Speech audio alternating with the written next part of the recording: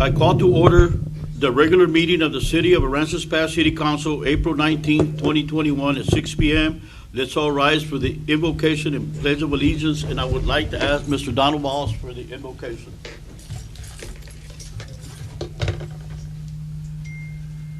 Amen. Father, we just thank you for your many blessings and your grace that's extended into our lives. And we just ask, Lord, today, not only for our city council meeting, we just pray, God, that we'd be able to conduct the business. And I pray, Lord, that there would be a spirit of unity in our community. But I pray, Lord, for our families, so many of our families that are struggling, and many that are dealing with the pandemic and related issues. And we just ask, Lord, for your continued grace upon our lives. We pray, Lord, for your blessing upon this meeting, upon our community. We ask in Jesus' name. Amen. I pledge allegiance to the flag of the United States of America and to the republic for which it stands, one nation, under God, indivisible, with liberty and justice for all. And let's sit, we can just, Yeah, they see that. It's not mine. I can't get it to load. No. Now we're going to go to presentations and proclamations. And we're going to go to awarding a certificate of citizen recognition to Ms. Ernestine Brown. And I would like to say a few words about her. She's a single mom of 3 boys and 3 girls, all graduated from college, put herself to college at Del Mar in the nursing program while still working as a maid. Worked for the local Aransas Pass Hospital for 40 years, volunteered at the Tri-County Christian Service Center for 40 years. So far, at a minute, it's 32,000 hours of a community service. Active in church. Antioch Baptist Church in Aransas Pass, 50 years and going. Ernie will tell you it all happened because of the grace of God. And I would like for you to come up here. Okay, thank you. Hand that to Mary. Here, let me borrow that.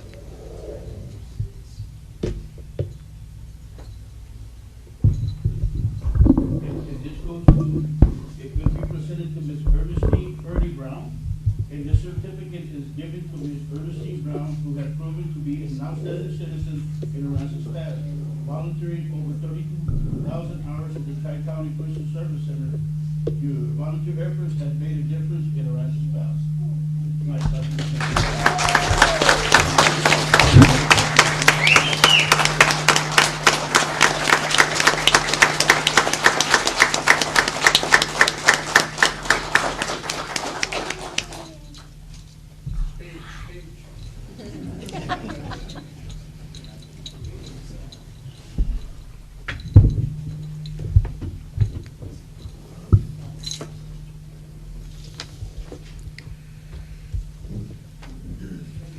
Okay, now we're going to skip all the way to number 7, which is the life-saving award presented to Jeremy Gates, Sergeant, and John Valdez, police officer, presented by Eric Brancher, Director of Public Safety. Eric. Thank you, Mayor and Council, and as we always bring to you, I'll try to overshadow it. Anytime we have an officer that saves the life of an individual, we like to recognize them and do so before council and the public. It's not every day that the officers, well, it seems like it lately, right? But it's not every day that the officers are put into a position to where they have to jump into action and save a life. So I'd like to call up Officer John Valdez and Sergeant Jeremy Gates, if you guys want to come up. And the fingerprints all over their sheets there. John. And each of them, they'll get a little award like that, and a nice little pin like this, get in your picture. I'll tell you guys about it in just a minute. So, and they'll get somewhere. Now, if you remember, Sergeant Gates here he's going for number 10. So he's gonna run out of the health space. He's gonna be like a New York cop, right? Anyways, on the 29th of March, you guys may recall, the Little League had an event underway and a female had fallen out, and the officers had to provide CPR and the defibrillator, which has saved a lot recently. And we are told this female is alive and well and talking with family today. Now, I don't know what the quality of life is, but to be able to be with a family member and communicate again from completely being out of it is awesome. Thank you guys for your commitment and dedication to public safety in our community.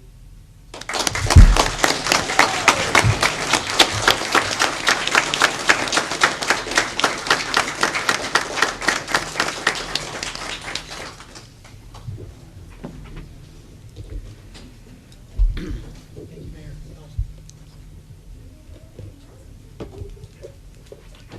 Now we're going to go to a hospital update by J. Reagan's Care Holding LLC.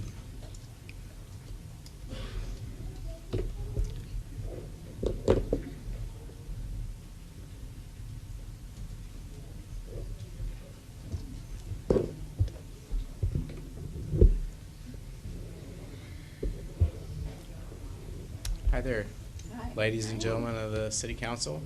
It's our pleasure to be here before you tonight and give you a little update on what the future holds for us. And then I welcome you to ask questions if you have any questions. With me tonight is Karen Glass and Paula Alvarado, and I'm Jay Riggins, and we all work for Care Holdings. That's the real estate holding company that owns the former hospital property on Wheeler and Aransas Pass. As you know, the hospital has been closed down since Hurricane Harvey. And at this time, we're looking forward to what the future might hold. During the aftermath of Hurricane Harvey, we were optimistic at the beginning that we would be able to quickly resume providing services. As you probably remember, the community all came out, and it was a tremendous show of support, how everyone, bonded together to clean up the facility and try to get the hospital back on its feet again. As you probably also know, due to the extent of the moisture that came in through the damage to the roof, the moisture content inside the building was just too great. And basically the entire interior of the hospital had to be torn out. And frankly, what survived in the beginning, we're having to tear out now in an effort to stabilize the property and take an initial step in good faith towards hopefully having someone else in the building who will be able to provide services to the community.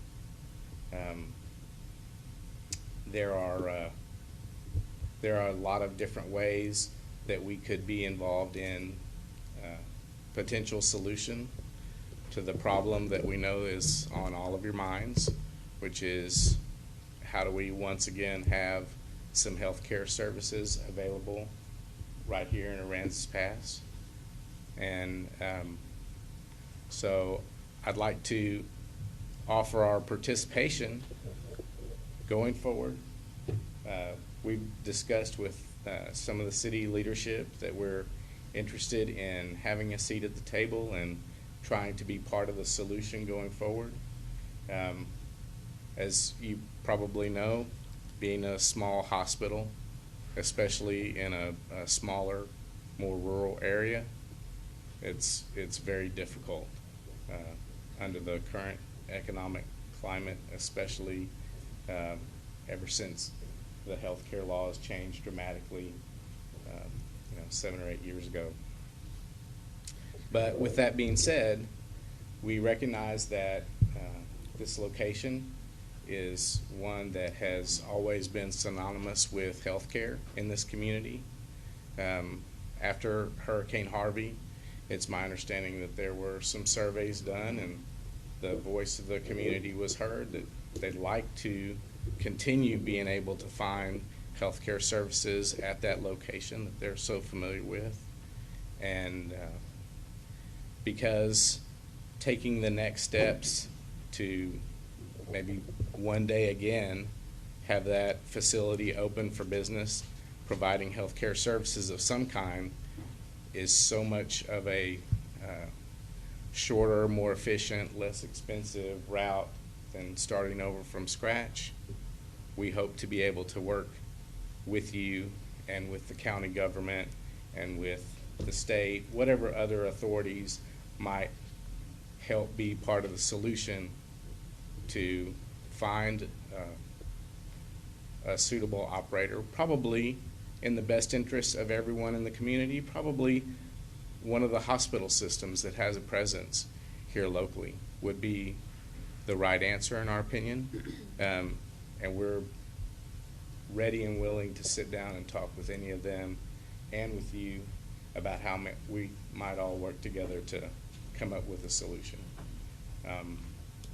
We have done a lot of analysis in the in the aftermath of Hurricane Harvey and our efforts to once again have that facility open, and we recognize that there's a need for at least some sort of emergency care that is here in Aransas Pass, as opposed to requiring people in the community to have to travel to get that emergency care. We've also recognized that since Hurricane Harvey, there are some skilled nursing facilities that were, very valuable resources to the seniors in our community and to their families, and those have not reopened. So if it's a very large building that we have there on Wheeler, so if a good portion of that space could be allocated to a skilled nursing facility and trying to fill the gap left by some of those businesses that have closed, we've also taken some steps forward toward doing that as well. At this point, maybe I'd offer the opportunity to ask any questions that you have. Are any of the other hospitals in Corpus interested in coming into Aransas Pass? Have you spoken to like Spawn or Doctors Regional or anything like that? In the past, we've spoken to the Krista Spawn management team and HCA, and there have been some slight indications of interest, but not anything serious. You need to get Miss Ernestine Brown on your page because she's been a long-time nurse and has a lot of connections. Yeah, but, Ms. Ernestine? I would like to have us sit down and talk and see how we can come up with a solution or find some other people to come in and take over that hospital. Yeah, same here. That's a good idea. Get as many people as we can on board and see if we can't get the ball rolling on this thing. We'd be happy to meet with you and talk about all those alternatives and opportunities, and that's why we wanted to come and be here with you this evening to show our willingness to sit down and do that. Sure enough. Okay. Is it true, after Harvey, we sat down with some doctors and to try to get information on that hospital, get it going, and they told us that like Spawn or another hospital wouldn't go any place if it wasn't at least 20 to 25 miles away, and we looked and said, well, that has to be up in Fulton then, is that the truth? Yeah. Have you heard that? I haven't, and That was and their I don't. excuse for not participating again. Hmm. So, yeah, we tried that several years ago. I don't know that. Well, they What- have Spawn every place Yeah. else in Corpus Christi that isn't Right. 20 miles apart, and that's what we said, that didn't make sense to us. we questioned that, and they said, no, in order for them to go out, they want to be 20 to 25 miles away, and we're like, The population growth on this side of the bridge is tremendous, yeah, so, yeah, we do, whatever we can do, however we can form together and get together and come up with something would be great. We'll work with you to schedule a time to sit down and Gary? talk about those possibilities. fantastic. Yeah, sounds That's great, thank you for Thank you. coming. Yeah, and thank you for coming out here. Giving us an update, we appreciate that. You're welcome. Thank you for your hospitality. Y'all have a good night. Thank you. Thank you. Thank you. Be safe. And Ms. Ernestine, congratulations on your accomplishments.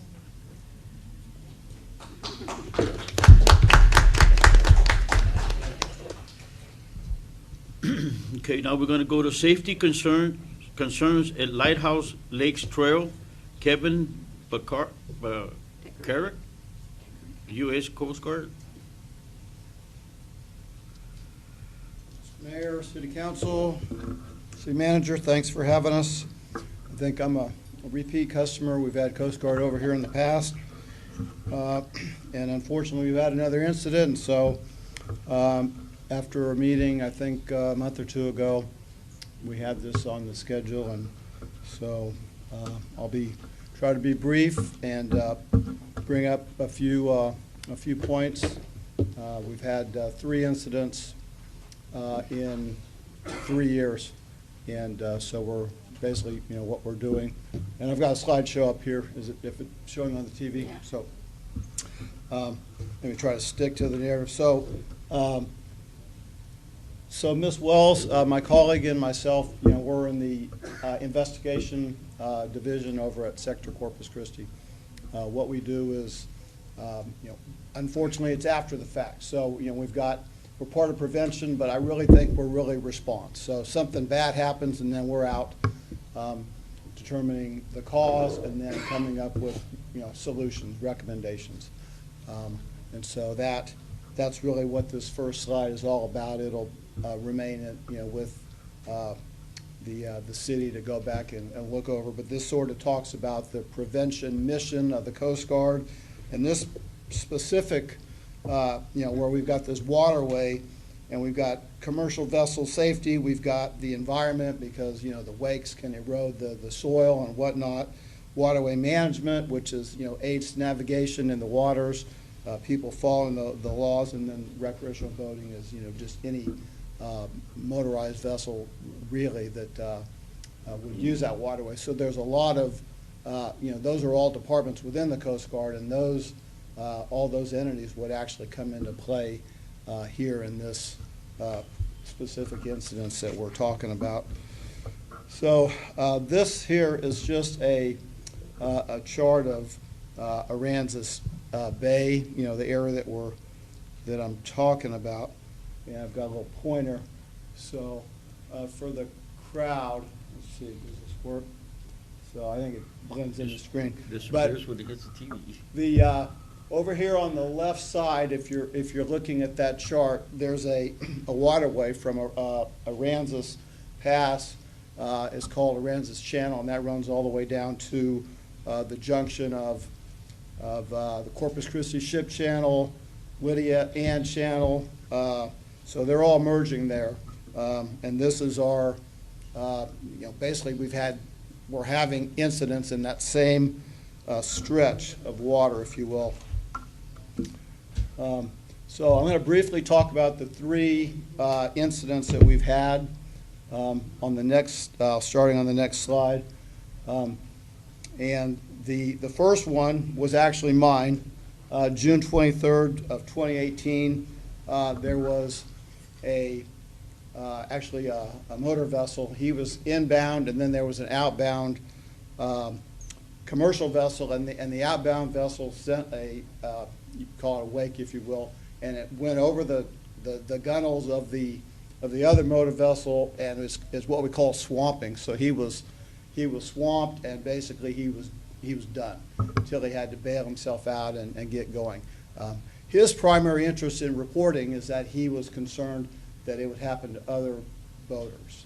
And this slide just sort of gives some of the, gives the actual location, and you'll see that on the next, I'll have a slide that'll show the different locations, and then the proposal, which is strictly a proposal, would be maybe some type of speed zone or safety zone in those areas, and you'll get the different dimensions. So this slide here shows that first swamping location. The yellow pin is very small, but you can see it's probably up towards the left within that stretch of water. So for the crowd behind me, here's the yellow pin. No, this is not going to. So anyway, the next incident is our death case. So unfortunately, Ms. Wells is the IO. When I'm done with what I'm going to just share, if you've got any specifics about that, she'd be happy to share that. Although the investigation is ongoing still, and so she's limited in what she can share. But we did have a death of a kayaker and a motorboat, and that was 27th of May, 2019. And then the yellow pin here will show this one was actually to the right, more outbound of the kayak launching area. So you can see really the whole entire length of Harbor Island. We've had 3 incidents, and they're covering that stretch. The next one, which I just actually had, unfortunately, was the 3rd of May, and March. this was March, and this was a 79-year-old gentleman, a kayaker, and he literally described it as a 4 to 5 foot wake. He'd done some fishing, and he'd come back across the channel, and just everyone knows this, but just to state what's happening is people are launching at the kayak launch area, which is great because it allows everyone to get out and use the waterways. But then they travel across the channel to get over to the prime fishing area and the lighthouse. So their destination is to launch and then to cross the channel. So in this instance, he'd cross the channel, and then he'd come back, and he was right around a buoy number 5 or the aid number 5. And then he heard the motorboat, and this was, in fact, he had 40, 50 years experience, so very experienced. So he pivoted his kayak, and he was, basically saw the wave, and he was, waving. He unfortunately didn't get the attention of the motorboat, and so the wake, as he described it, flipped him up and over, and then he flipped, and he and his belongings went into the water. His PFD inflated. He did have a 360 all-around light. His PFD was bright. He had a orange flag about 4 foot off the water line, and his oars were bright orange. So he was very visible, but nevertheless, and that happened really right at the launch site, which the next location will show. So he was really right at the kayak launch. So that puts the 3. Yes, ma'am? What time of the day was that last one happened? That was about 10 in the morning. 10 in the morning. And there was fog earlier in the morning, and the fog had burned off. And the rule of thumb for navigation is if one party can see the other. So he looked at the motorboat, he saw him, the motorboat did not see the kayak.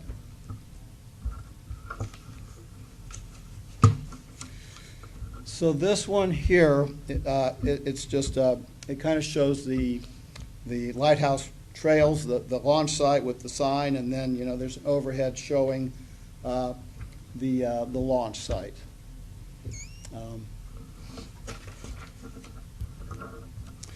Now, these may be hard to see on the next one. So I've got the 3 reported incidents.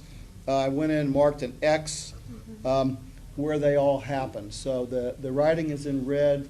You can see up at the top of the screen was the swamping. In the middle was the 79-year-old who was flipped, and then further towards the the bottom of the screen is the casualty we had, and they're all within the Harbor Island stretch. So this is the first. On the next one, this sort of shows.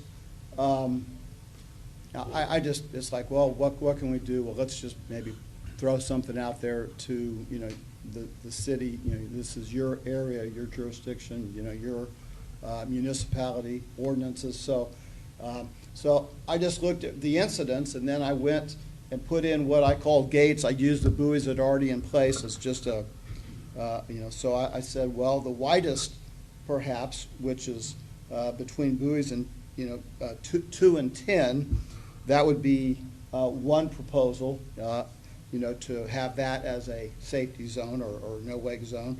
The second would be in the vicinity of buoys 4 and 8, and then the last would be the smallest, which would be 500 feet of either side of the kayak launch. And then you'll see on the next slide, you'll see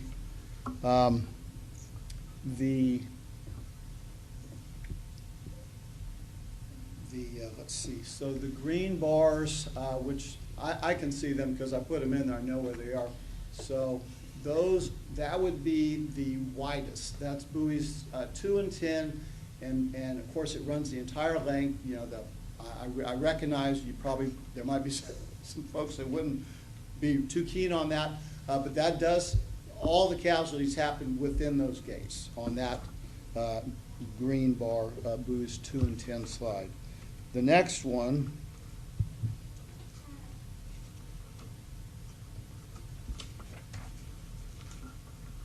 is, so here it's between buoys 4 and 8, and in this instance, we have, let's see, buoys 4 and 8. I can't read my own slide. So 2, 8. So I think in this one it captures two of the incidents in that depiction, and then the next slide, which is the 500 feet on either side, that would have the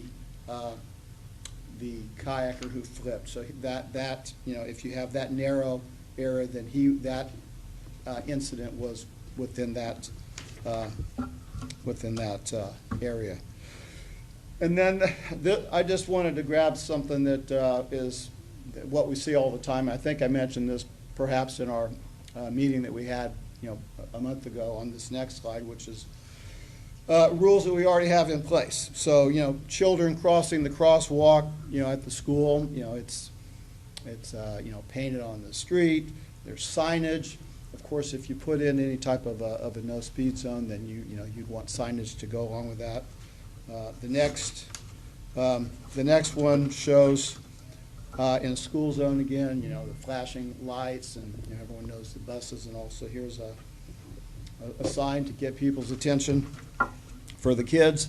Now, on the next slide, this is just for something that would be applicable to what we're talking about is signage that's out there. I just pulled them up off the internet. No wake zone signage if it was on the land, or it could be a day board where it's sunk into the mud, or you can have a floating type of buoy for the boaters. So maybe either or both. And then the next slide will show what we've done. So we're doing a little presentation tonight. In addition to that, there's a safety alert that was drafted, and it's very broad. So we're actually targeting the entire, all the Coast Guard units, and we're talking about, launching areas and no wake zones, and so that's very broad. It's gone through our unit, and District 8 in New Orleans has reviewed it, and they've sent it to headquarters. I don't have the final product to share with you tonight, When it does go through, and I think it will, then I'll make that available. We also put in a letter, we put in a letter, a local letter that the OCMI, I wanted him to, or his representative at the sector, Corpus Christi, to sign and send that over to the city manager. And that would be, just for, for this specific area, just as a, to show the Coast Guards, that we're sincere about safety in this area. And that one is, hasn't gone through the review process as well. So the next page is the, and this was talked about at our last meeting, so this is the District 8 New Orleans, the private aids navigation point of contact, Tim Bariski, his phone number, his email. So he, if you get to the point where you want to talk about placement of buoys or aids or whatnot, he's the point of contact. You do need to fill out an application, and he can give you the best advice as far as what to put in that area. So all of his information is there. The last slide just has my information as well as Ms. Wells. And are there questions? I have a question, or I have a statement. As a boater, and I've talked to many boaters and kayakers, and your signage is great, except that they're in their power boat and they're going and they're talking. It really needs to be like one of those flashing stop signs that say kayak crossing. It needs to be able to attract their attention, not just just a solid sign, because they're going to blow right past it. That's my opinion. Absolutely agree. The more, It needs to be lighted. Something needs to attract their attention as they're coming down the channel. Yeah, we discussed that in the last meeting that we had, lights and big Exactly, lights. big lights. Yeah. Thank you. Ms. Wells, did anyone want to hear anything about any of the details on her death case? No, I don't. Okay. No. Well, thank you so much for allowing us to participate tonight. Thank you. All right, appreciate your time. Yeah.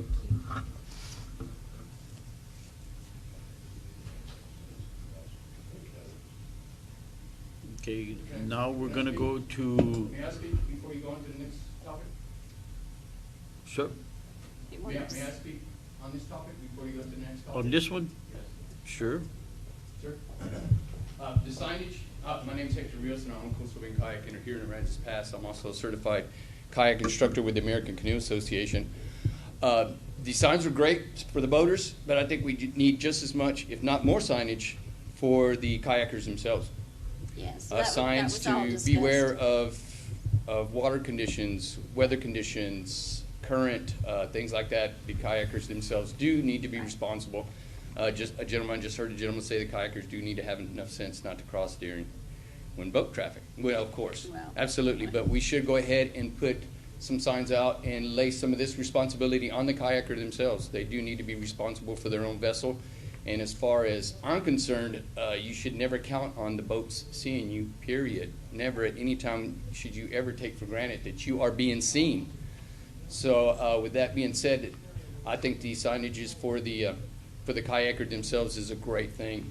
Aransas Pass is kind of the mecca of saltwater kayaking. 19.3 square miles of black mangrove, unlike anything else in the entire state of Texas. Some of the finest, most pristine waters, of course.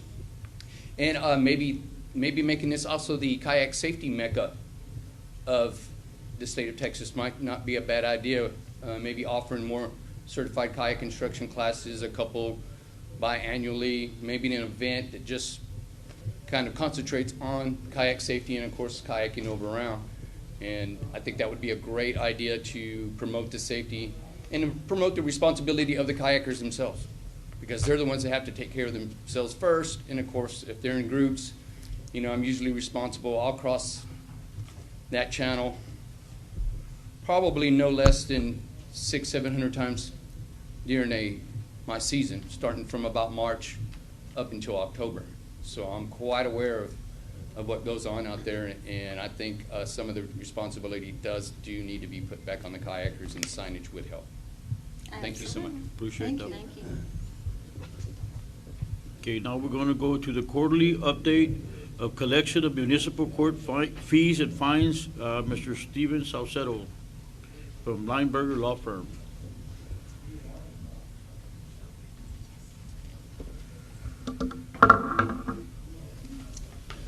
Thank you, Mayor, for having me. May I approach and give a quick one-page handout to everybody? Sure. Thank you.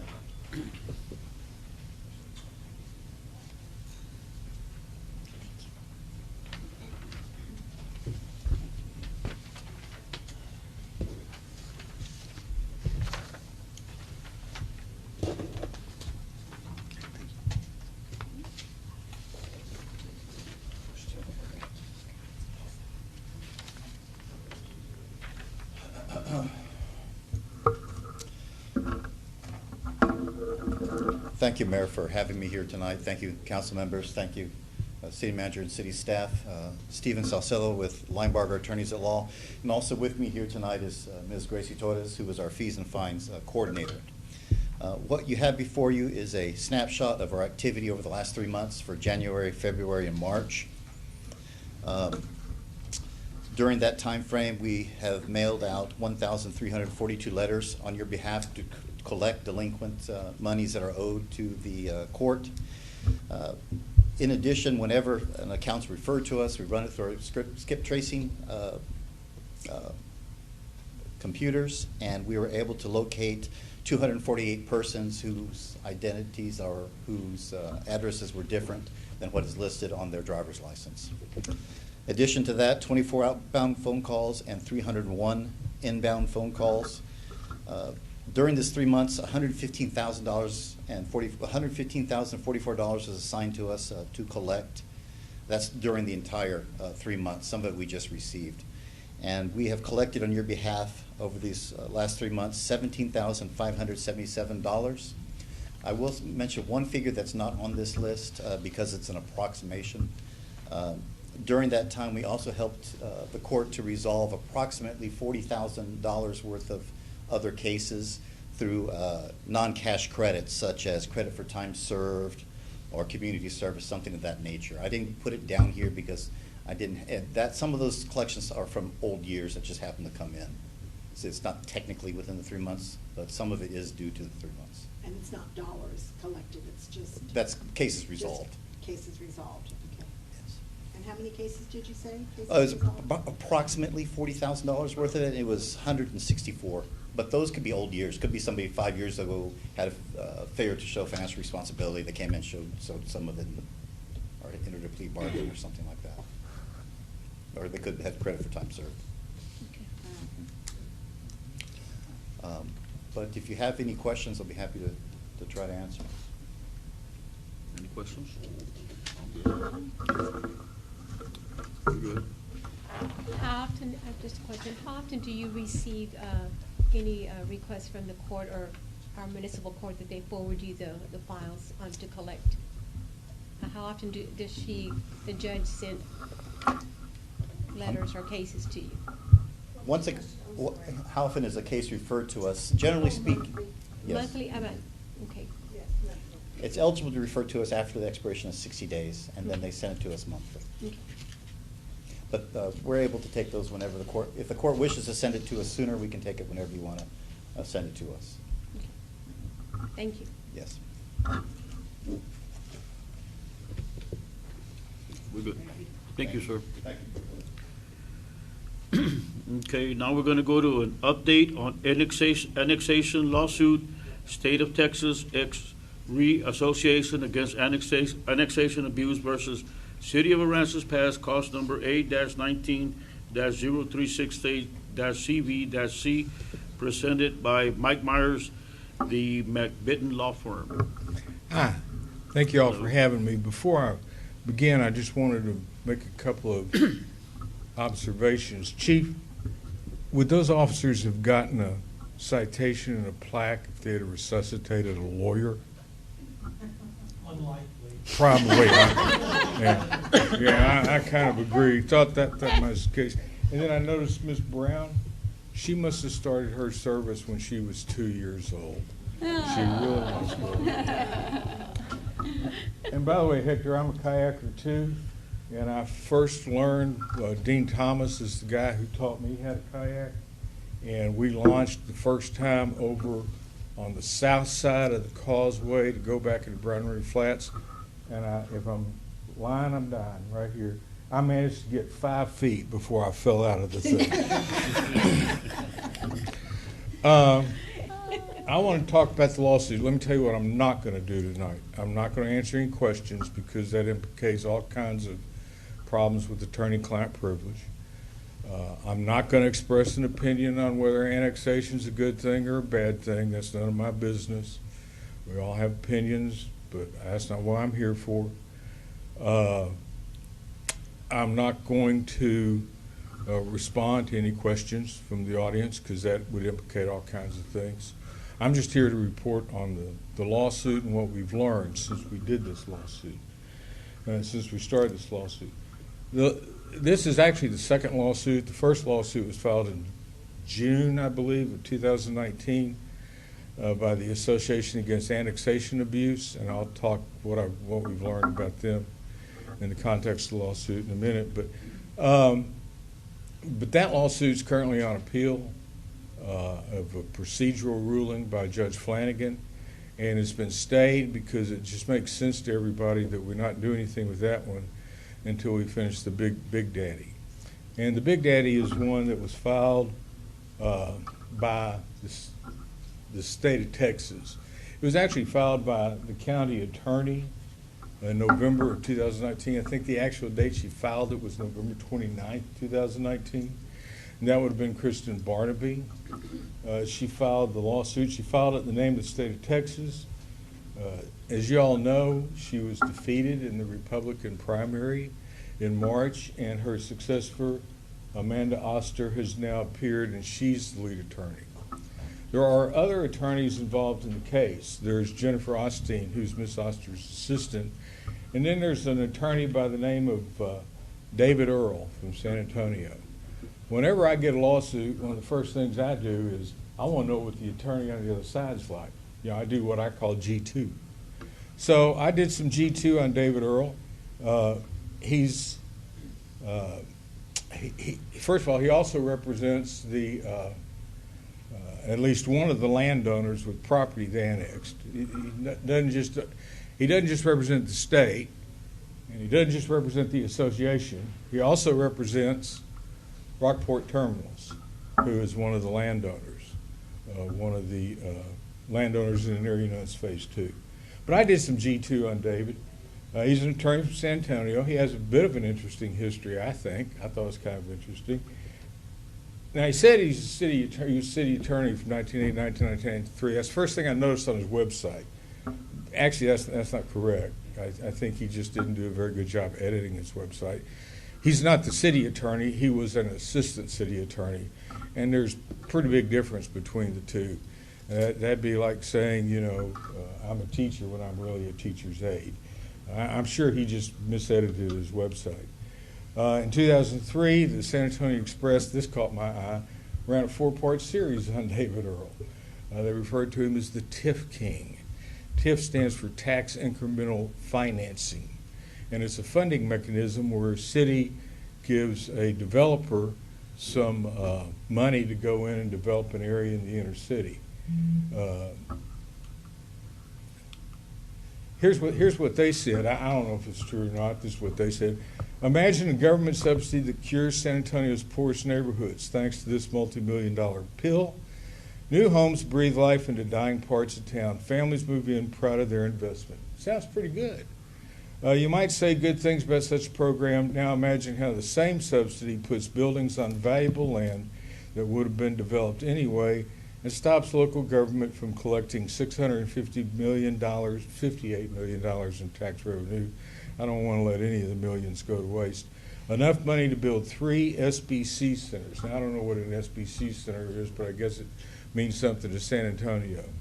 And imagine one of the city's top lobbyists taking a cut of the tax pie for himself.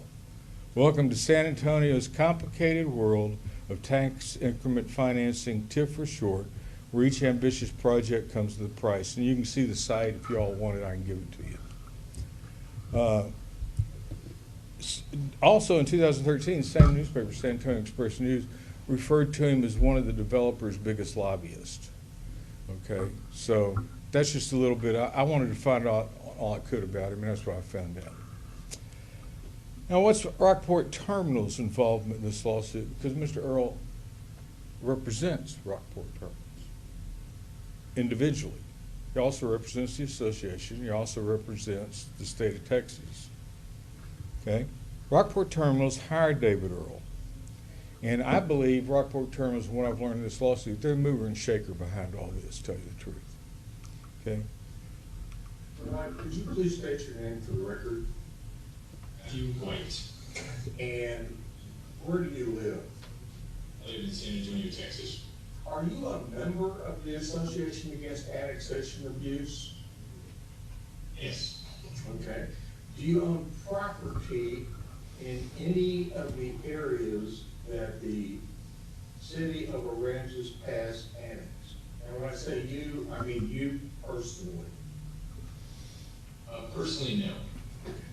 Are you a shareholder, member, limited partner, general partner in any groups that do own property in an area annexed by Aransas past Texas? No. Okay, that's Matthew White. He's the treasurer for Rockport Terminals. He's a member of the association. And Matthew White lives in San Antonio.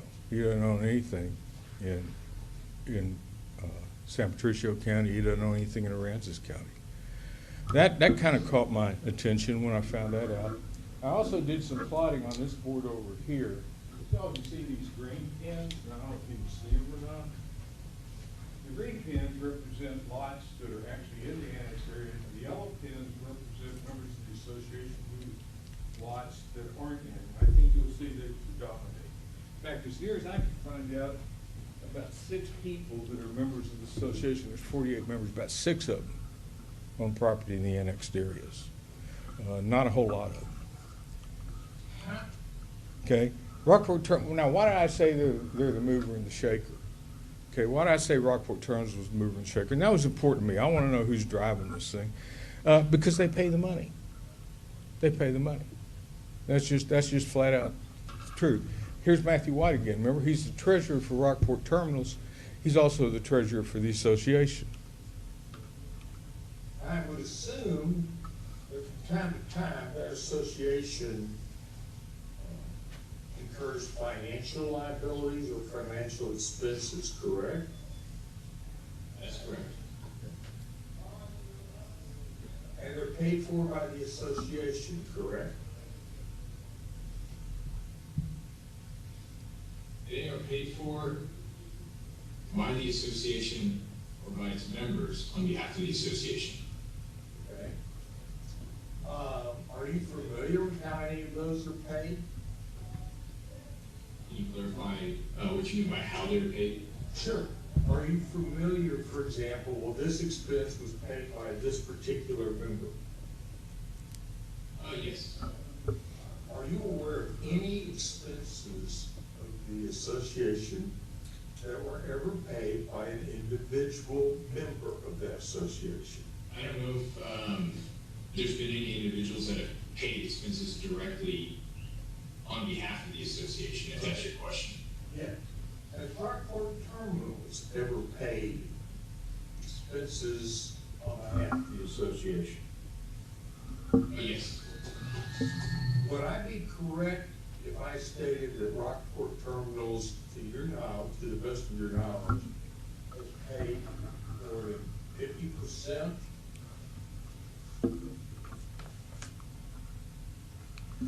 I'm sorry. I'm not going to do that again. I messed up. I'm not technologically proficient. He went on to say they've paid more than 80% of the expenses. So Rockport Terminals clearly pays the money. They keep the records, okay? Mr. White testified Do you have right here. records? Yes, You maintain those records? yes. Where are they maintained? They're maintaining our accounting files. And when you say our county files, you mean the association's county files? That's correct. And where are the association's accounting files maintained? What physical place? They're maintained at an office in San Antonio. It's off 8700 Pine Hill Boulevard. And would that be the office of Rockport Terminals? That would be the corporate office of Rockport Terminal. Rockport Terminals also hired David Earl, and they paid him. They hired him on behalf of the association. Mr. White testified that, well, they just kind of did what we told them to do. We wanted them to hire David Earl, and they hired him. And they paid him. Does Mr. Earl have a contractual relationship with Rockport Terminals? Yes. And are you familiar with that contractual relationship? I'm familiar with the relationship, yes. For work done on behalf of the Association Against Sanitation, does Mr. Earl submit his invoices to Rockport Terminals? It would come to me and It'd come to me.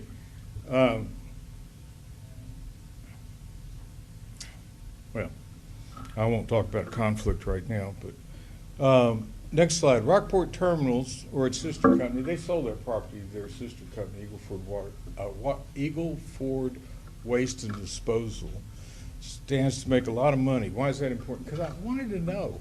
This is either the most generous company I've ever met in my life, or what's the deal? Why are they doing this? Well, they stand to make a lot of money, either selling or developing that property it owns that was annexed by the city, okay? Now, what are they going to do with that property? Well, on August 14, 2019, Mr. Earl sent us a letter, and he was writing in his capacity, that's the letter right there, and he was writing his capacity as the attorney for Rockport Terminals. He said, please be advised, Earl and Associates, that's David Earl, the firm represents Rockport Terminals, LLC, the client, in the above referenced manner. Doesn't represent the people of the county, doesn't represent San Patricio, he's representing Rockport Terminals. The firm, on behalf of the client, is sending the city of Aransas Pass, Texas, the city, this letter for the purpose of providing the city notice of the existing and proposed uses of the land owned by the client. I'm going to find out. What are they going to do with that property? Well, first thing they said they're going to do is barge docking, loading, and offloading of materials, including but not limited to aggregate, petrochemicals, hydrocarbons, and other liquids or solids. Transportation and bulk storage of hydrocarbons, petrochemicals, chemicals, and other liquids. Offloading, warehousing, storage, fabrication, coating, staging of assorted pipes and pipeline associated materials, products, and equipment. Loading, offloading, transportation, and storage of scrap steel. Railcar delivery, storage, and general transportation. Use as a carbon black plant. Now, I think that was a little bit of a controversy in the past. Disposal of non-hazardous oil and gas waste. I was the general counsel for a refining company in the state of Texas. I'm still trying to figure out what non-hazardous oil and gas waste is. Now, that's not all they're going to do with the property, okay? Do you ever remember Mr. Earl standing up at any public meeting and explaining what Rockport Terminals intended to do with their property in Aransas County, Texas? I believe there was a public meeting where he presented. Okay. Did he ever tell them we're going to store chemicals on that property I don't know. or hydrocarbons I don't recall. or chemicals? I don't know. Did he ever tell them we intend to use that property for a refining complex? I don't know.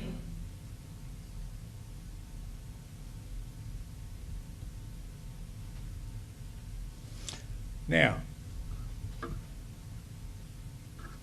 Either Matthew White's got the world's poorest memory, or he didn't want to say yes to all those questions because he couldn't. He didn't want to admit that he'd never told them that. Now, let me just make sure everybody understands. I don't care what they do with that property. Not my property. No big deal. Okay?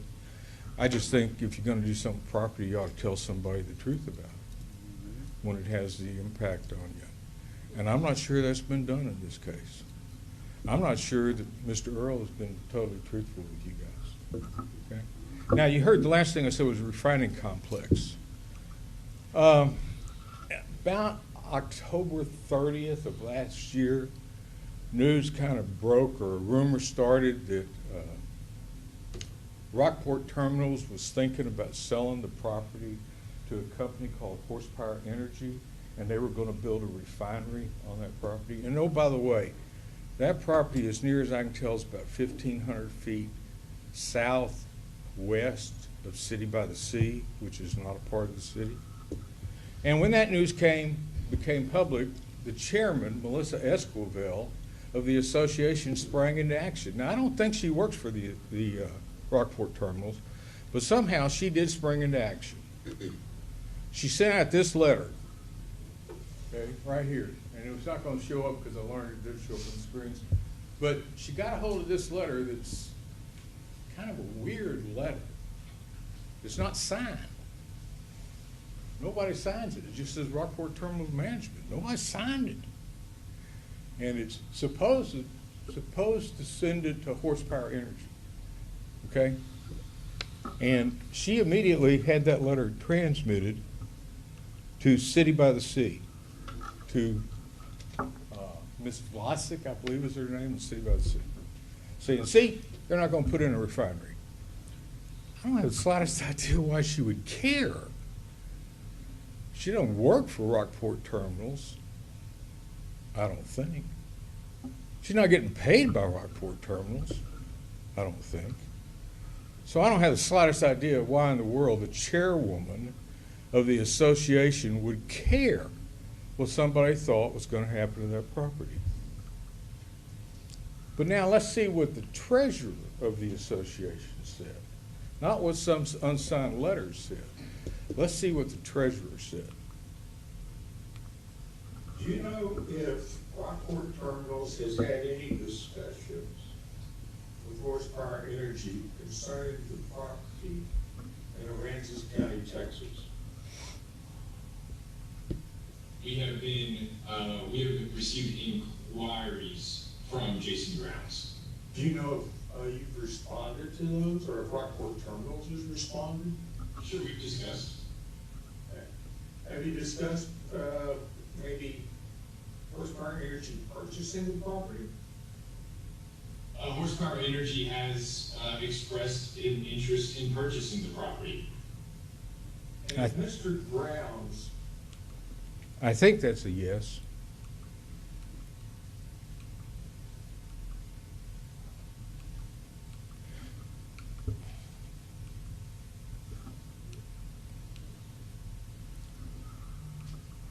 do you know if Rockport Terminals has had any discussions with Horsepower Energy concerning the property in Aransas County, Texas?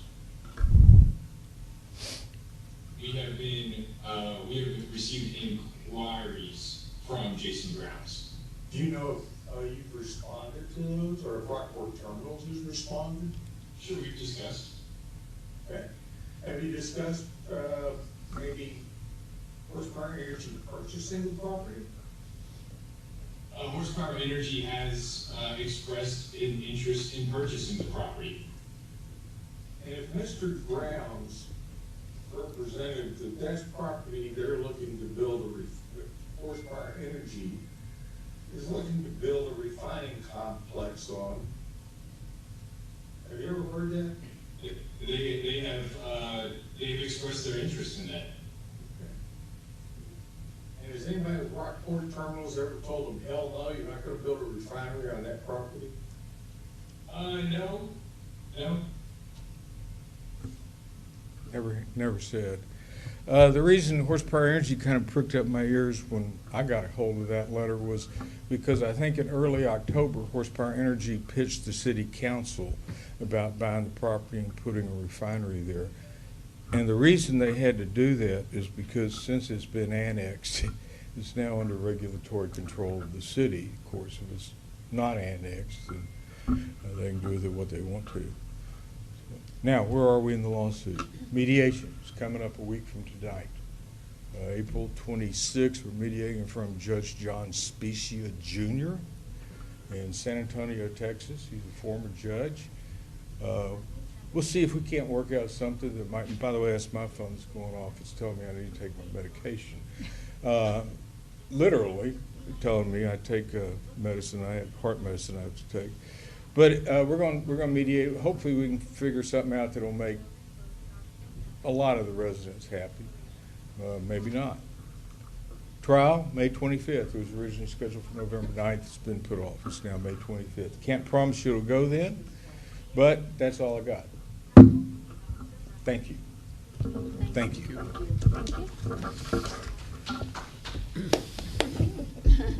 Good update. Yeah. Okay, here we go. I hope they have some good news. Okay, thank you all. Thank you. Thank you, Mike. Hi, this is Greg. I'm sorry I missed your call. If you'll leave me a brief message and your phone number, I'll get back to you. That's the next update. Let me try again.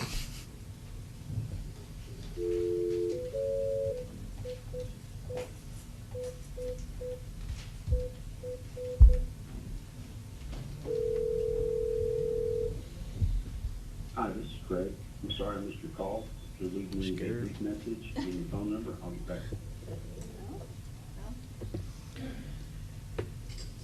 Okay. Skip it to. That was our update. Would you like me to give an update real quick? Yeah, please. Tell them not to be scared. It's okay. Yeah. Good morning, Mayor and Council. I actually stopped by the job this morning, so I can give you a quick update. I know Craig was texting back and forth that he was going to be on the call, but they did hire a new superintendent. They got the other one was let go, so the contractor brought in someone new. We're looking at, hopefully, if all goes well, on Monday we're doing a final punch list and reaching substantial completion. And then hopefully we can start moving in. Power's back on, AC's on, carpet's done. The tile in the restrooms is complete. They're starting the flooring in the main area on Wednesday. Cabinets are built. They're going to bring them in once the flooring's done, and then it's just minor touch-ups. So we're hoping Monday is our substantial completion. Once I get confirmation, I'm going to coordinate with Chuck and Jeff and other city staff so we can all go over there and walk it through with the engineers, and we do our own punch list. And then we're gonna figure out how much money they owe, right? Yes, we discussed that already with them, and we told them once we get to that point of completion, we're gonna have to sit down and discuss all that stuff. Okay. Any questions? Yeah, I do. During the community cleanup, there was a huge anchor and chain in back of the, you know what I'm talking about, the parking lot there. And they were talking about what to do with it. It would be great in front of the Harbor Master building. We actually discussed that because we have one also here, the 520 building that used to be on the boulevard.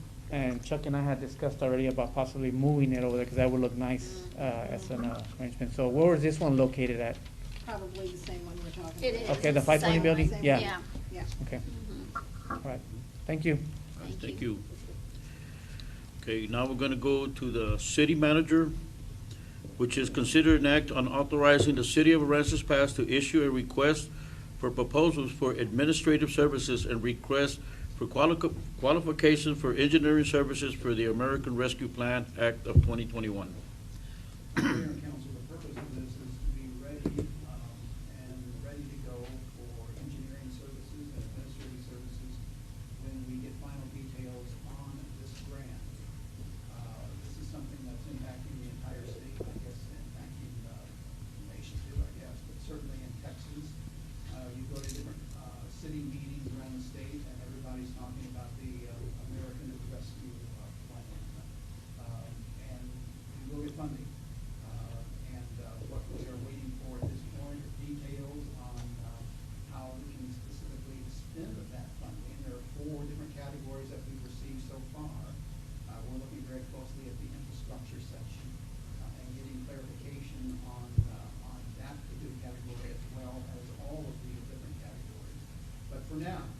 ready when we are, when it's necessary for us to move forward, to do the work necessary, to get the project moving, and spend the dollars, in a way that's gonna benefit the city, best. So what you were asking to do tonight is simply to allow us to go out for RFP for administrative services, RFQ for engineering services, so that hurdle has been cleared and we'll be ready to move forward. So that's the purpose of this legislation. We're just gonna keep LMB out, right? I'm just kidding. And I don't want to say that publicly. I know, I'm just kidding. Well, I'll make a motion that the city of Aransas pass issues an RFP for administrative services and an RFQ for engineering services for the American Rescue Plan Act of 2021. I'll second. All in favor? Aye. Consider an act on creating a task force to recommend an art piece promoting local history at Brown Harbor Roundabout and designate a council member to serve on the task force. That pretty well explains it. As you know, the roundabout, and they're getting, Fernando, they're getting pretty close to the landscaping work out of the roundabout. So I really would like to begin looking at an art piece for the center of it. Are you talking like a sculpture? Like a sculpture? Okay. Or it can be a number of different things, but we were thinking specifically of sculpture. Okay. I have a council member to serve on that and a couple of citizens to serve on that also, to make it a community effort on what goes into what's going to be a very visible roundabout for virtually everyone who comes to town to fish. They'll be going to that location. So if you'll give us the okay, we'll start that process and doing the necessary research work and work to get that accomplished, if council agrees. I make a motion that we act on creating a task force to recommend an art piece promoting local history at Brown Harbor Roundabout. Second? All in favor? Aye. And who's gonna be the council member? Hmm? And a council member. Who's gonna be the council And- member? and then- I'll be glad to do it. Jan? I would Cloud too. would be glad to do it, yeah. Either one of us. Flip a coin. Or both of us. We can both do it. We have boxing gloves in there. Can we both do it? Well, that would be only two. Yeah, All right, there you go. cool. Okay. Well, now we're gonna go to consider an act designating a council member to serve on the City Budget Review Committee for the fiscal year 2021-2022.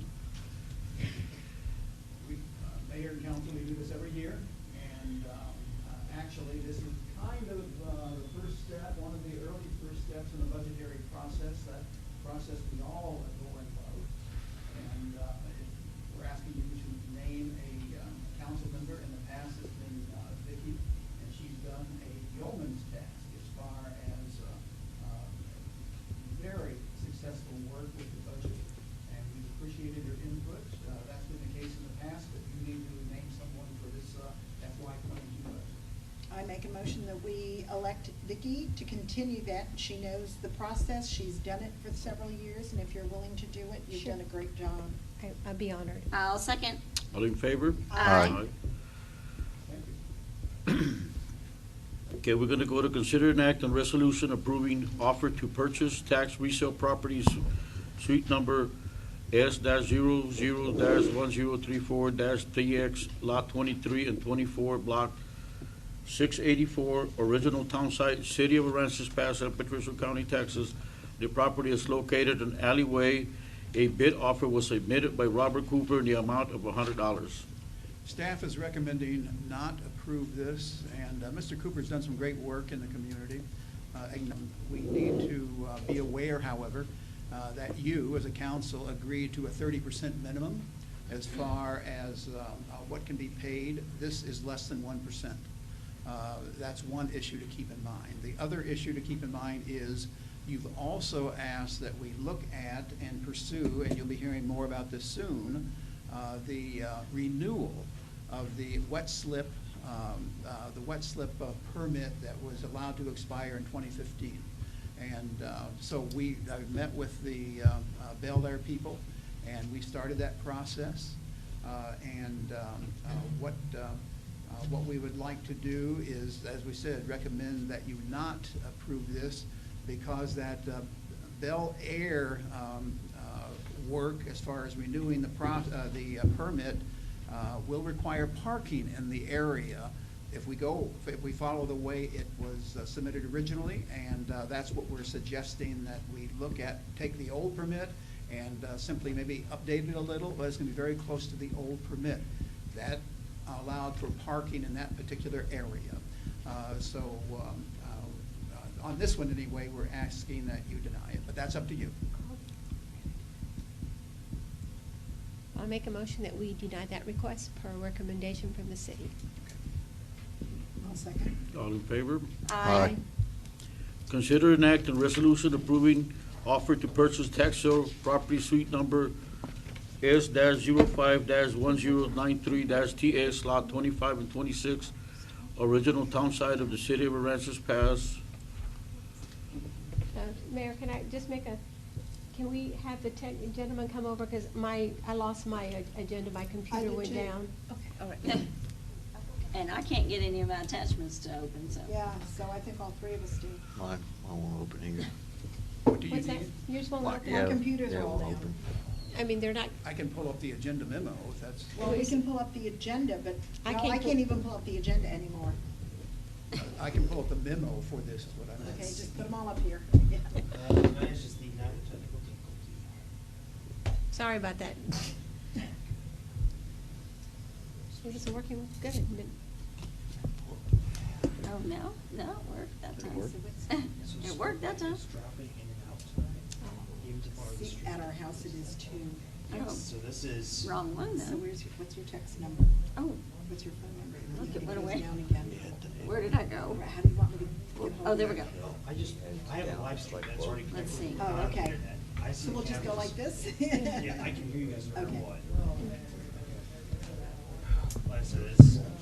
Okay, yeah, this see, no, happened it's at not working now. all night. So you can see if I can focus on your stuff. Oh, now it went.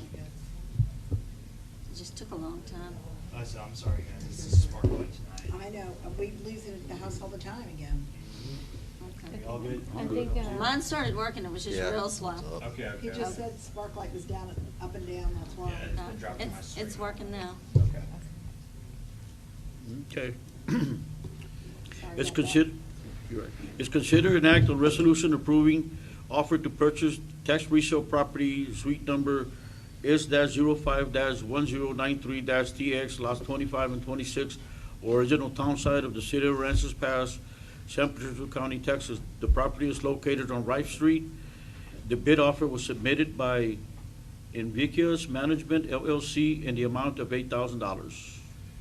The 30% rule that you have, that you implemented some time ago, several months ago, a year ago, this is at 42.33, so it's over your 30%. We have no other comments other than that. It's up to you at this point. We're not suggesting you deny this Do if we you know so what they decide. want to do with this property, or? No, You know, that's thank something you. that we did discuss. Steve, that is an issue that we have brought up. And in these particular cases, Steve, my understanding is it was impossible to find out or difficult to find out what they were going to do with these properties. Am I correct or incorrect? That's, generally speaking, that's correct, although we do inform them that if they are to make a purchase, they should contact the city to inform them what they're going to do, and we should find out So a lot of these people will buy the properties at $8,000, and then the next day they put them up for $24,900.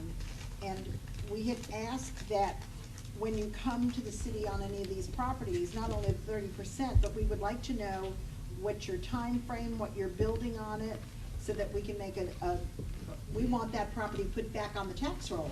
I mean, you know, as soon as possible. If they do contact our firm, we do ask what they're planning to do with the property. We do tell them to contact you in all cases to inform you what they're planning. Well, can we table this until we find out what they're doing with this property? I think they've got 2 properties on. Yeah, they've got, yeah. I will say as a general rule, they almost always respond that they're gonna clean it up and fix it up and sell it. Usually what they say, put a house on it. It's a standard answer. I don't know this particular one. Have you ever done business with them before? I'm not familiar. We're not in a position to answer your very valid question of what they plan to do with it. We do not know. I think with property values the way they are today, I think anything below 50% is, or 60% is not acceptable. I know we said 30, but 30 is just ridiculous. Well, I'm willing to do 30% if they have a plan to go ahead and start cleaning it up, applying for Right. permits, and within that Right. year, a home is gonna be on that property. I'm fine with that, but not to just buy it at that price and then sit on it and sell it for 3 times what we sold it to them for. That's my opinion. Stephen, if they were to table this, and maybe others too, we don't know, what does that mean as far as the timeline, or does that present any issues for us? You have sole discretion whether to accept or deny the bids for whatever reason you wish. We can't attach additional requirements to it, but they, if you want to hear from them personally before you accept it, that's in your prerogative. We just can't officially ask for anything. Yeah. I think our building officials should be calling them to find out what's going, Yeah, no, what I their plan is. agree. Good idea. I don't know if that answered that. So that's as much information as we can give you at this point, so it's now in your ballpark. Well, this one's above the 30%.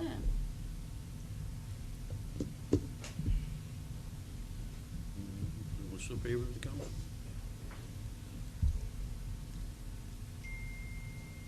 I make the motion that we table this item until we can contact the owner to find out what his real plan for the property is and timeline for the property. I'll second. All in favor? Aye. Aye. I think there's gonna be the same with our own. Okay, sure. We're gonna go to Same thing. the same thing, 11. Consider an act and resolution approving offer to purchase tax sale property suite number S-10-1159-TX, Lot 1, Block 425, City of Aransas Pass, San Patricio County, Texas. The property is located on West Magnolia, the corner. The bid offer was submitted by Invictus Management LLC in the amount of $10,000. This is 29.23, just under the 30%. There is a lien on this property also. Anything, Mary, anything to add as far as the lien goes? A city lien Yes. in the amount of? I don't recall the amount, but I believe there was 2 liens. Okay. I believe there was 2 liens, but I don't recall the amount of. Okay. So we don't know what they're gonna do with this one either, right? No, none of these do we know what they're gonna do with. I make a motion that we table this 7 till they can be contacted and we find out what they're actually going to do with this property and the time frame, and find out how much the liens for the city, on the city is. I'll second. All in favor? Aye. Aye. Okay, we're gonna go to consider an act and I was just saying, it looks like we don't have information on what, On any of on them, right? any of the properties that are going to happen, what they're going to do with it, how long they're gonna keep it on the, just vacant, and a lot of them are not taken care of, mowed, and that's, causes a problem, because I know the city's trying to clean up these vacant properties. So, I guess I guess the last time we had one of your is it Cuevas that was here the last time?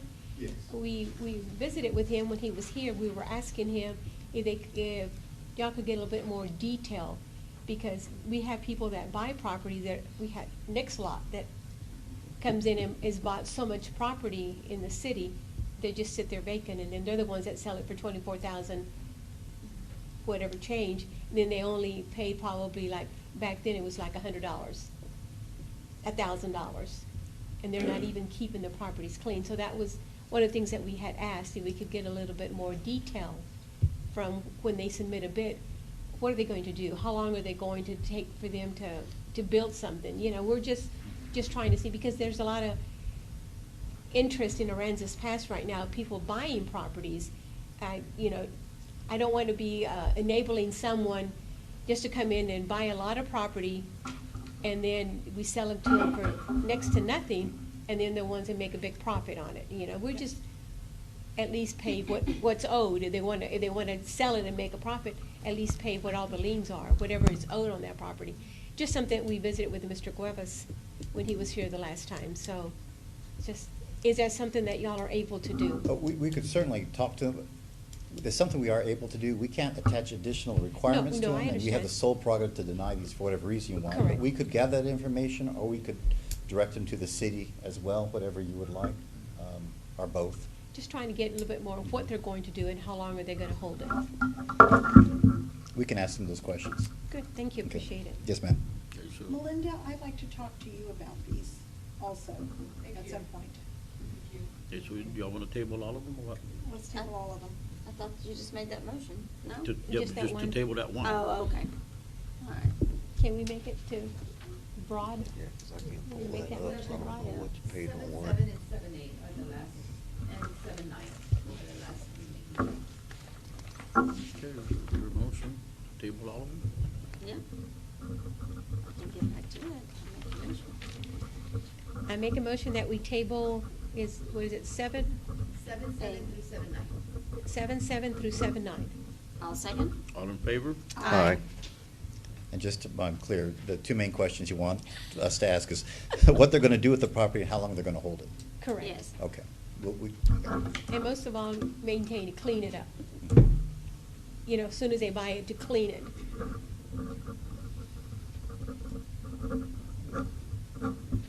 We can ask those questions. Thank you. Mayor. Thank you. Steve, Yes. the council made it clear at the last presentation, you weren't here. I think it was your office manager who appeared on behalf of the firm. The council's very interested in having face-to-face upfront meetings with the people who want to buy these properties to understand their community interest and their buying power and their interest in promoting our tax base sales and property sales. They don't want properties being sold dirt cheap at the cost of the taxpayer with these outstanding tax liens. So I think it's probably safe to say, based on their previous action and today's action, that anyone who continues to want to submit a bid to the city of Aransas Pass, they're going to have to come to the city council to answer questions. Whether or not you're able to require them to do that, I understand you may not be required, but this council's requiring before they sell, generally speaking. I'll be happy to do that. Thank to you. Tell them the importance of showing up here or to contacting Right. whoever your point person is. And I know that you have to get permission from all the taxing entities Correct. before you sell it. And so, I don't know if Aransas Pass, the city is your first on your list You're or our your first. last on your list. But thank you're- you you're for our being the first. first, and we would like to remain the first so that we can make sure we produce effectively. You will remain our first.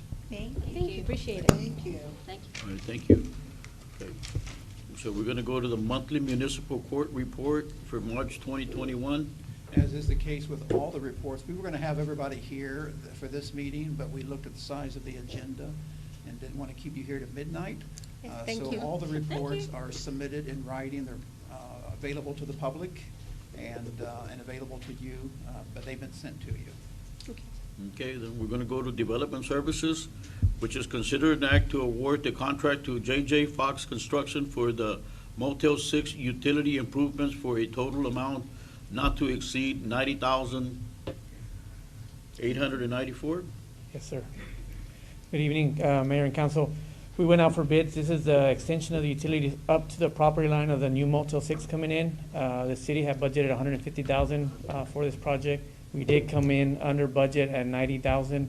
Staff is making recommendation to approve so we can get this project going. I have a question. Do you know how long it will take them? I think we had under 40 days for the contract. Okay. Yes.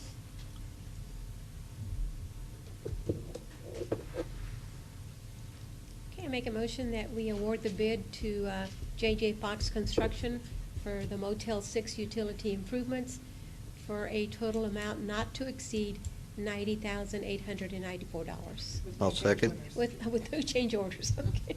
All in favor? Aye. Aye. Okay, we're gonna go to consider an act on the issuance of a request for proposals for the Weiring/Wheeler sanitary sewer project. This one is a second grouping of projects through the CDBG DR projects that we got the grant for.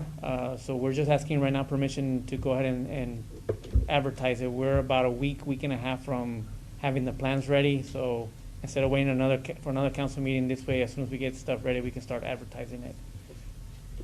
I authorize staff to publish an RFP for repairs needed to the Waring and Wheeler sanitary sewer system. Second. All in favor? Aye. We're gonna go to consider an act on resolution approving the assignment, commitment, and restriction of fund balance in accordance with Governmental Accounting Standards Board, the GASB statement number 54. Good evening. So basically, in a nutshell, what this is we're going to be restricting our fund balance to comply with the city charter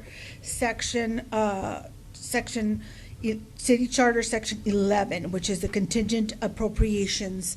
It's the charter requires a 3% of your budgeted expenditures to be set aside in case of an emergency. So basically, in the past, we had not really done this because we had not had a fund balance that would allow us to go ahead and make any kind of restrictions on it. So now we received our audit last meeting, and you can see that our fund balance is very healthy. And now we're coming before you to be in compliance both with the city charter and with GASB 54. Okay, so as you'll see on the resolution, we are going to be restricting a little bit over $500,000 that we still have in funds available on hand to complete some of the FEMA projects. And we're wanting to commit $326,432 to comply with both the city charter and with GASB 54. And that will leave us unassigned fund balance of $3.4 million. So that's what's here before you tonight. So in other words, the actions you take tonight can't be undone unless we present this again to you.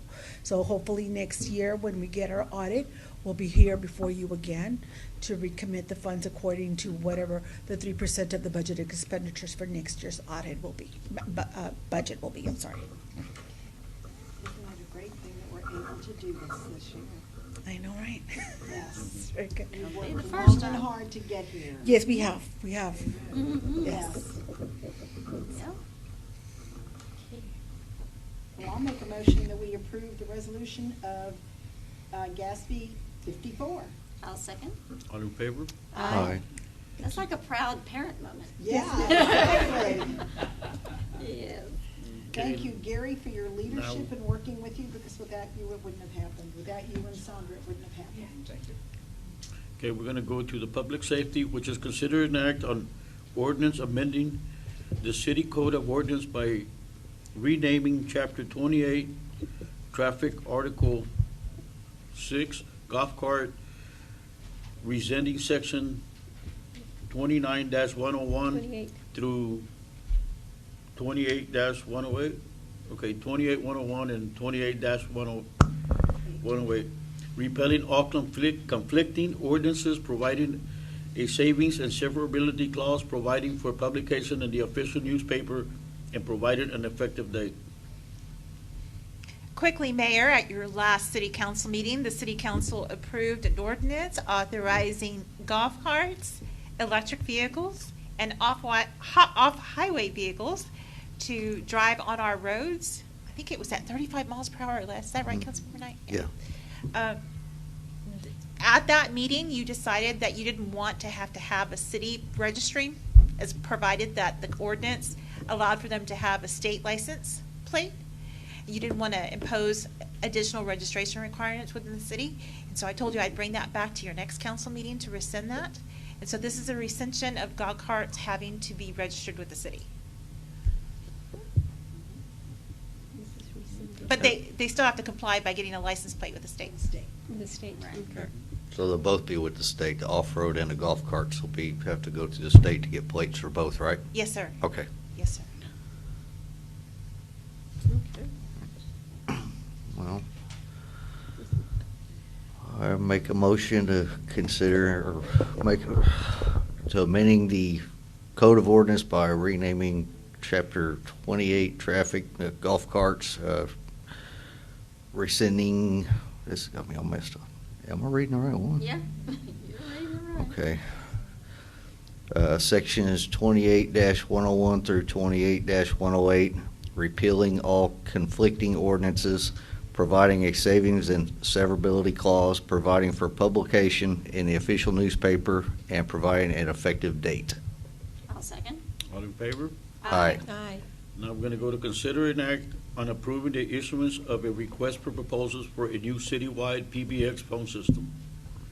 Thank you, Mayor and Council. I'm taking this item this evening. This is actually for the entire city and the entire city phone system.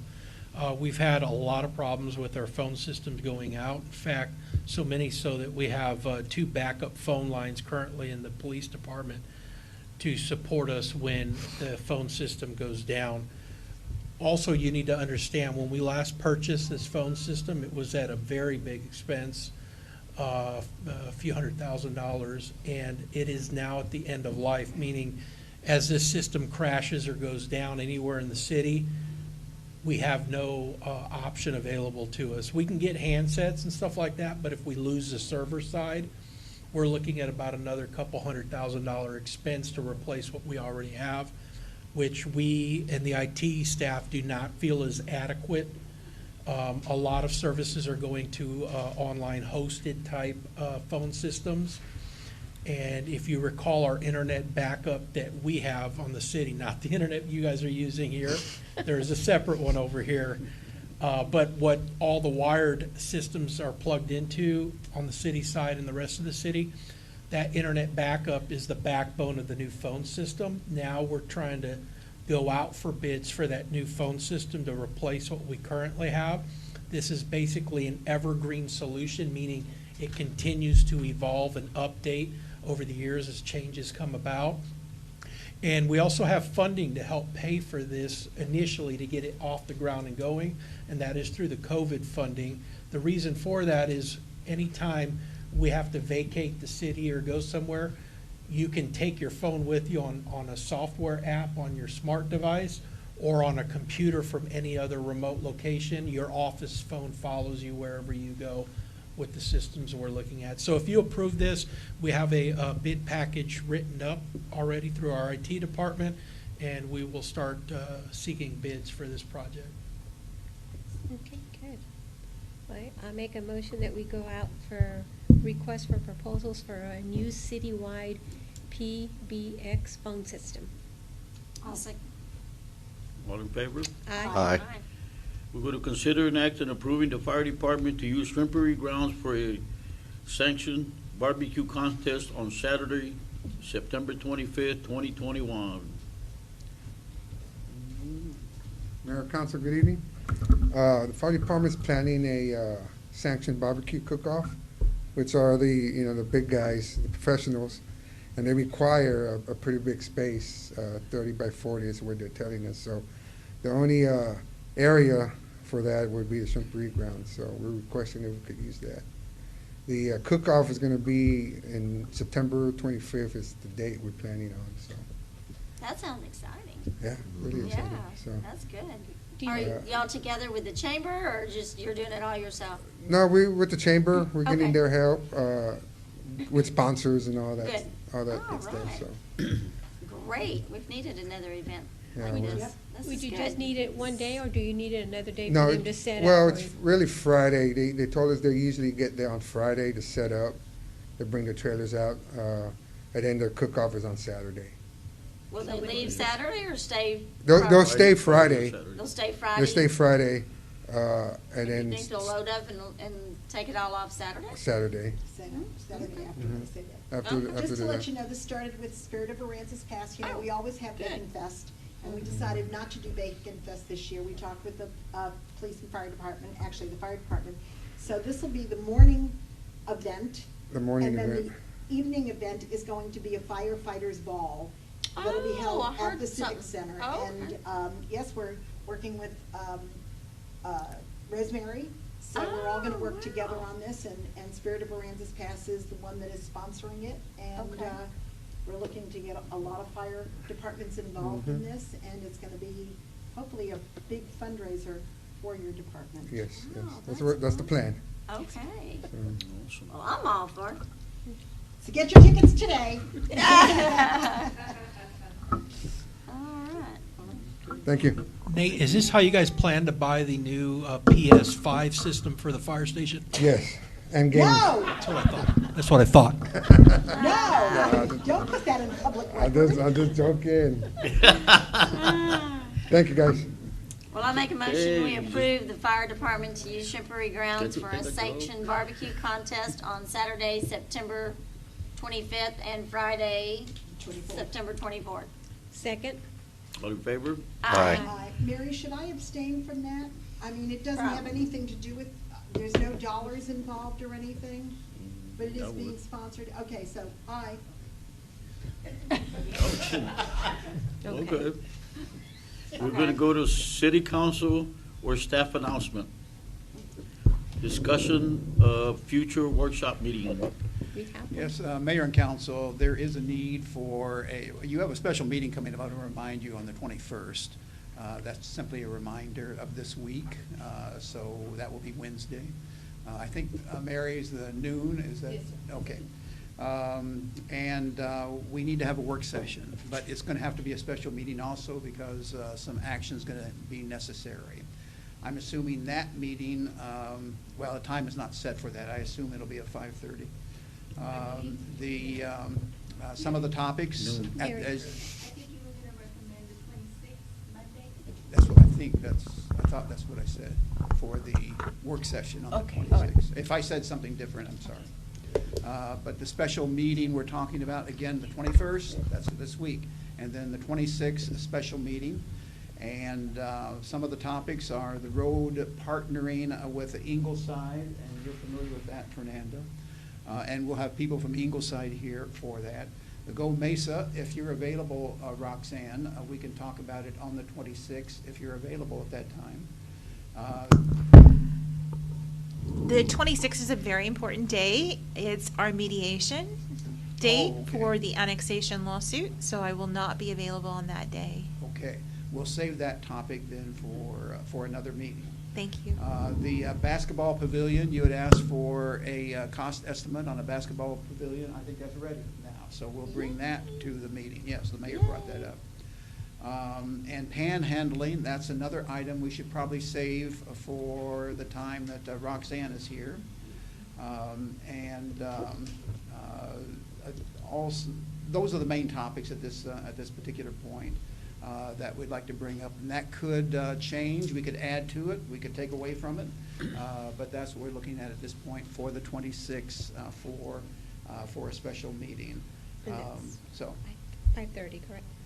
5:30, that's what it appears to be at this time, yes. Now we're gonna go to citizen comments. Citizen comments are intended for the matter that are not scheduled on the agenda. Please limit your comments to 3 minutes and state your name and address for the record. Be advised that the Texas Open Meeting Act prohibits the city council from responding and discussing your comments. The law authorizes the following: make a statement of factual information, recite existing policy, advise that this subject may be placed on the agenda for a subsequent meeting.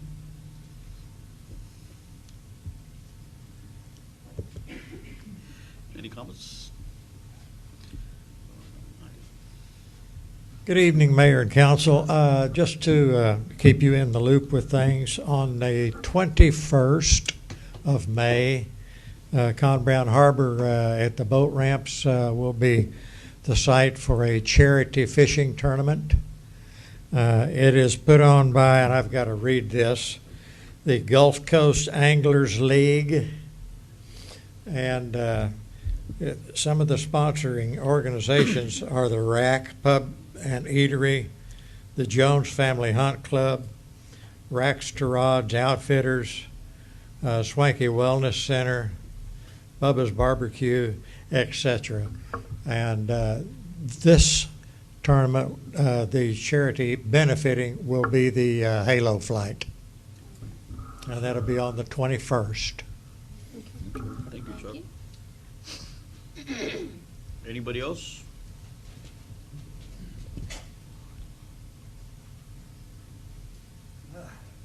Been a tiring evening. I won't take much of your time. I do have an outline for you, if this will help speed it up. My name is Dennis Peacock. I'm with the, I work for a housing authority. But at the same time, I have a concern. I'm a citizen. I'm a senior, near 80 years of age. And I would like to submit to you a concern about a home that's burned last year at 503 Nelson and 10th Street at that corner. Can I pass the documents out to you? Sure. I'll put my mask back on. No, good.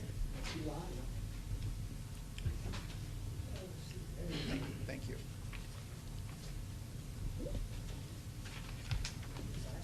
Thank you.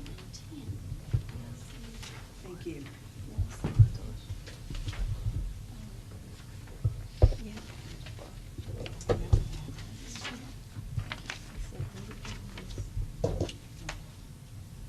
Oh, I know which house this is. Is it still up? Yep. Roxanne, are you Thanks. familiar with this property? Mm-hmm. Jeez. Okay. We can share this one. We can share. Okay, thank you. Yeah. Yeah. On the other corner. Yeah. Mhm. As outlined in the information, the house burned last year.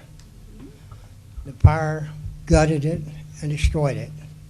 Across the street is a multi-million-dollar elementary school vault. This matter is considered a hazardous structure, appearing to be abandoned, and needs to be reconciled, I think, with the city to deal with it for citizens like senior myself. I've continued to pass it time and time again, but action needs to be taken. I'm recommending, as a land planner, you consider your use of eminent domain. You take this property for lack of the owner to commit themselves responsibly to this property's damage and to seek a permit from this community to remove the hazardous material from the property, to apply a penalty fee, since it is a reverse mortgage type ownership without name, and require, as reverse mortgage can sometimes be misused, where it's meant to be a HUD regulated type property improvement. FHA usually determines fair amounts of loans. This particular property, the lady I believe that owned it passed away. She was 72. That's where I come into play. I'm concerned. We should have more consideration to the times we live in with the possibility of misusing property. And this is a property that appears to me to be misused. I appreciate your attention. I wish you good fortune. You've done a beautiful job. And I know it's tiring, and I'm going to get out. Thank you, Mr. Thank you for Peacock. bringing Thank this you. to our Yes. attention. Roxanne, is this one of ours on the list? You can't say anything. It is. I recall this being on the list, and I remember spending about 2 hours on the phone with the mortgage company on this property, trying to get them to get me to a contact person that could get the property demolished. And the next day, when I called them yet again to follow up on this, they paid off the lien, and the property is now fully owned, and the mortgage company doesn't have any more liens on it. So there's something fishy going on with this property. It is on our demo docket, and we are working it, but I'm really glad Mr. Peacock has come forward, because he's got the kind of field intelligence that I need to help me get through the next step with the demo team. So Mr. Peacock, thank you, and if you don't mind, in private, giving me your phone number so that I can call you. We did run into a snag. The mortgage company, the reverse mortgage company, did a nasty on us, like within 24 hours, trying to relinquish any liability they had on it by making sure the lien was paid off. It doesn't make any sense to me, but I'll certainly get with Mr. Peacock and we'll follow through. Thank you. Thank you. I'll provide you with the information, okay? What you might need. Absolutely, As far as thank phone you. number. In 1987, I prepared this document. Part of it, or half of it, is actually 87 plan through the Homeport Council. I checked back into it and found that hazardous property is an endangerment to our public. Appreciate it. Thank you very much. Thank you for your time, Mr. Peacock. Just write your number. All right. I will Yep. save it and I'll call you. Hello, my name is Hector Rios. I'm at 1044 South Commercial. I greatly appreciate y'all tabling these property sales without finding out the intent of what these people are going to do with this property. I think this is way too cheap. I'm tired of Aransas Pass selling themselves cheap. I don't think that we should settle. I think since this is a city-owned property, we as taxpayers know that we are worth more than that. I think I pay more in taxes than all these on my property and all these bids that they're offering. So I greatly appreciate y'all, and I'm hoping that y'all will consider not to sell us cheap anymore. We're trying to grow. We're trying to be a real jewel, part of the coastal bend and part of our tourist community. If we want to be part of our tourist community, we need to bring in people that are responsible with their finances and not trying to get a good deal on the backs of the citizens of Aransas Pass. This is our property. Don't settle. Don't settle for it. Y'all please look, consider that and consider these bids. I think they're all low, and that's just my opinion as part owner of these properties. I don't like none of these bids, and thank you so much for tabling them. And please keep that in mind that I think we can all agree here that we're worth more than that. We are worth more than this. Everybody here, I think, can back me on that we are worth more. So I greatly appreciate y'all tabling that. Well, Thank you so much. Thank you for approving our decision.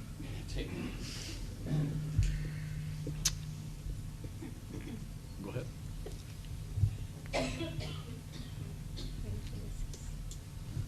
Hello, good evening.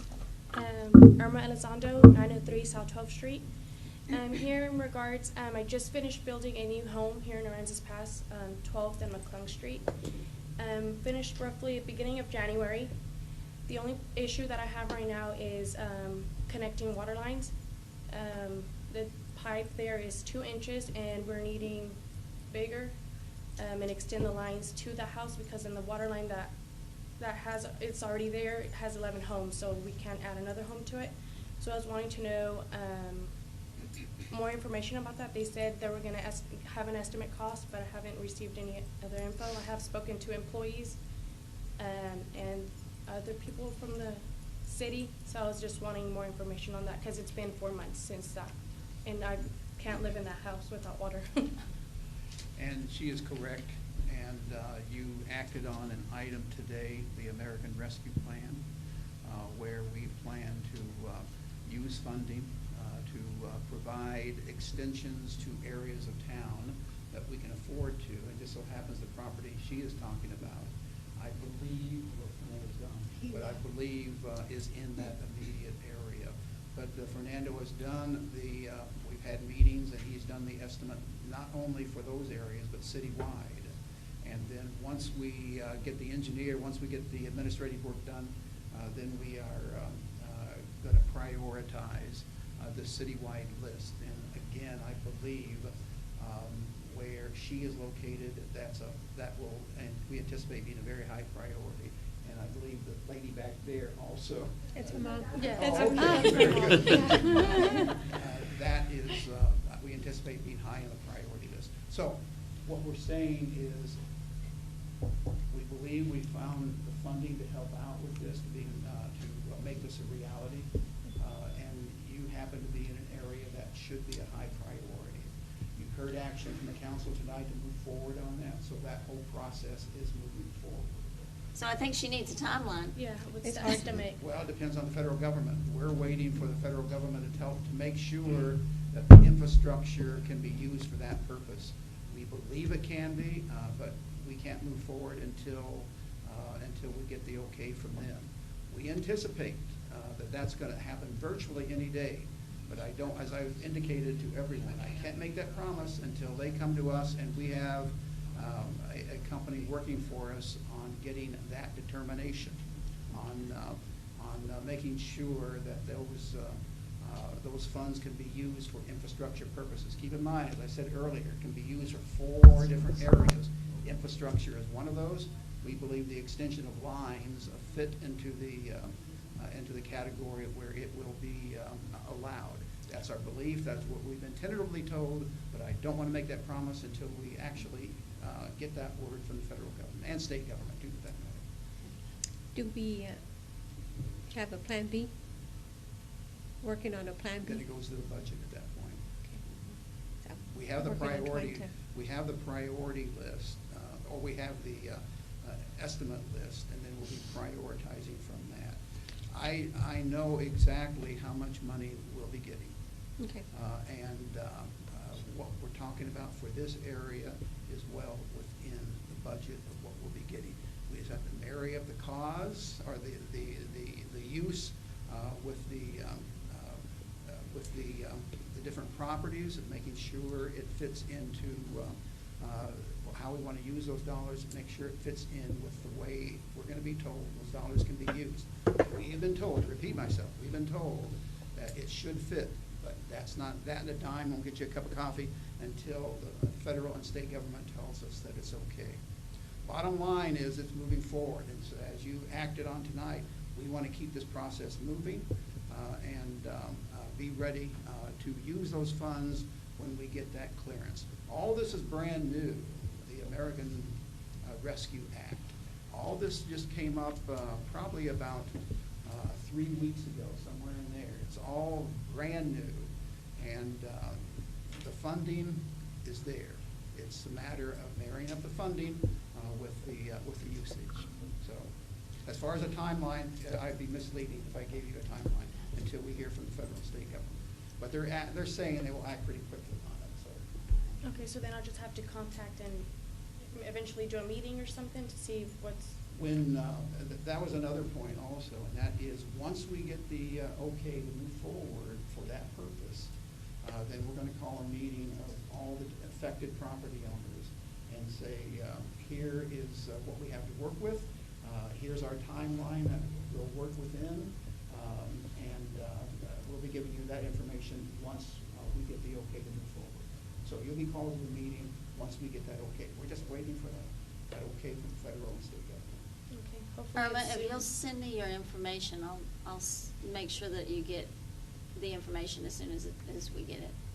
Okay, yes, ma'am. I'll do that. All right. Hopefully it's soon, because it's been 4 Yes. months already. Yeah. Yes. How's that? Hi. Very good.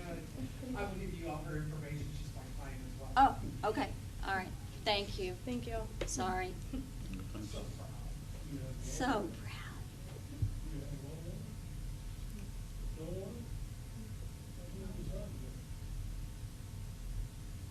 Any other comments? Anybody else? Anybody else? Mary, No. anybody on? No comments on that. Okay, well then, we're gonna go into executive session.